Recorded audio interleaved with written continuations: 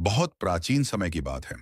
सूर्यवंशी राजा सगर ने एक अश्वमेध यज्ञ किया। यज्ञ का घोड़ा इंद्र द्वारा चुरा लिया गया और उसे कपिल मुनि के आश्रम में छोड़ दिया गया।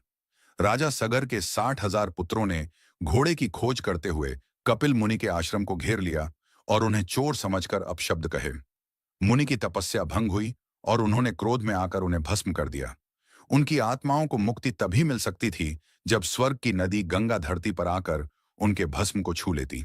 लेकिन गंगा स्वर्ग में थी और इतनी तीव्र थी कि सीधे पृथ्वी पर आती तो पृथ्वी विनाश हो जाती। इसलिए कई पीढ़ियों तक गंगा को धरती पर लाने के लिए तपस्या की गई। राजा भगीरथ, सगर के वंशज, ने गंगा को धरती पर लाने के लिए कठोर तप किया। उनकी तपस्या से प्रसन्न होकर ब्रह्मा जी ने गंगा को धरती पर भेजने की अनुमति दी, लेकिन कहा कि गंगा की धारा इतनी तेज है कि उसे कोई संभाल नहीं सकता। तब भगीरथ ने भगवान शिव से प्रार्थना की।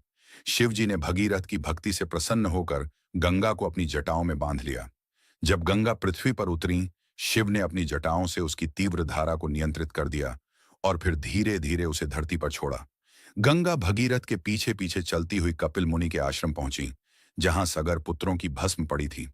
जैसे ही गंगा ने उस स्थान को छुआ, उनकी आत्माओं को मोक्ष प्राप्त हुआ। इस घटना के कारण गंगा को भागीरथी भी कहा जाता है और यह कथा यह सिखाती है कि भक्ति, तप और संकल्प से असंभव भी संभव हो जाता है।